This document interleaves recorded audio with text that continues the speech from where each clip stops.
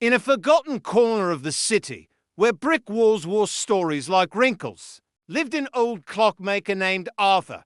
His hands, though gnarled by time, moved with a gentle grace, coaxing life back into gears and springs that others had long given up on. Each tick and tock was a heartbeat he'd restored, a tiny echo of a life lived. But the one clock he could never mend was his own, the one that had stopped the day his daughter, Clara, left home. She had dreamt of colors and canvases, of a life painted in vibrant hues far from the monotonous ticking of her father's shop. "There's a whole world out there, Papa," she'd said, her eyes shining with the promise of a future he couldn't see, a world that doesn't run on a schedule. He hadn't understood. To him, time was everything, a precise, reliable rhythm. Her world of spontaneous strokes and unpredictable shades felt like chaos. The silence she left behind was louder than any clock's chime. Years turned into a decade. Arthur's shop became his sanctuary and his prison. He worked tirelessly, surrounded by the faces of time, yet feeling utterly timeless. Stuck in a single, painful moment, he'd talk to the clocks, telling them stories of a little girl with paint-stained fingers and a laugh that sounded like tiny bells. He'd imagine her life, a vibrant masterpiece painted somewhere far away. He wrote letters he never sent, filled with words he could never say, stacking them in a dusty box beneath his workbench, a mausoleum of unspoken love. One grey morning, a young woman with familiar, bright eyes stepped into the shop. A small wooden bird was clutched in her hand, its wing broken. "I heard you can fix anything," she said, her voice soft. Arthur looked up, and the world seemed to freeze. It was Clara, older, with lines of worry round her eyes that weren't there before. But it was her. The silence between them was heavy, filled with 10 years of unspoken words. Clara finally broke it. "I failed, Papa," she whispered, her voice cracking. "The world wasn't as colourful as I imagined.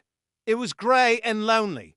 My canvases are all blank." She explained her struggles, the rejections, the solitude, the feeling that her passion had faded into a dull, repetitive routine. She had become a clock, just like the ones she'd run away from, ticking through days without purpose. Arthur didn't say, "I told you so." He simply took the broken bird from her hand.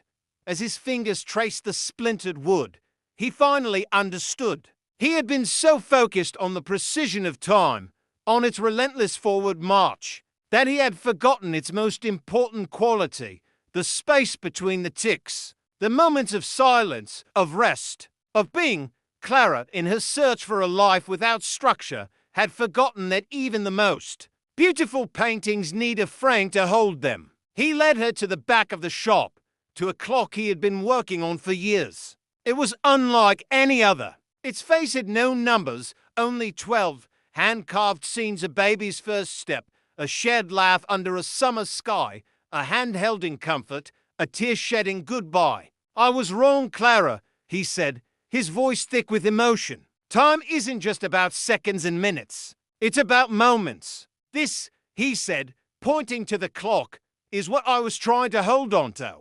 He then pulled out the dusty box of unsent letters. He handed it to her, his hands trembling slightly. "I missed you every second," he confessed. As Clara read the letters, tears streamed down her face, washing away the years of grey. She saw not a rigid clockmaker, but a father whose love was as constant as the northern star. His world wasn't colourless, it was filled with the hue of unwavering devotion. In that quiet shop, surrounded by the gentle ticking of 100 clocks, two worlds collided and healed. Clara saw the beauty in her father's structure, the rhythm that gave life its beat. Arthur saw the beauty in his daughter's art, the colour that filled the spaces between those beats. Clara stayed. She didn't abandon her art. She brought it into the shop. She began painting the clock faces, transforming them from simple time-tellers into storytellers. A grandfather clock was adorned with a sprawling family tree.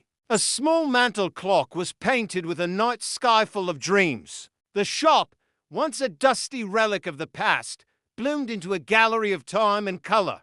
People came not just to fix their clocks, but to find a piece of their own story on a painted dial. One afternoon, Clara unveiled her masterpiece. It was a large canvas depicting an old clockmaker's hands, carefully mending the wing of a small wooden bird. In the background, a clock with no numbers marked the endless, beautiful moments of connection. The painting was called Timeless. Arthur, looking at the painting, finally felt the clock inside him begin to tick again. It wasn't the frantic, anxious beat of before, but a slow, steady, and peaceful rhythm. He had spent his life trying to control time, only to learn that the most precious moments are the ones that make you forget time altogether. It's in our connections, in our ability to forgive and to mend, that we find a love that is truly timeless. Thank you for joining us on this journey. Stories like these remind us that it's never too late to reconnect,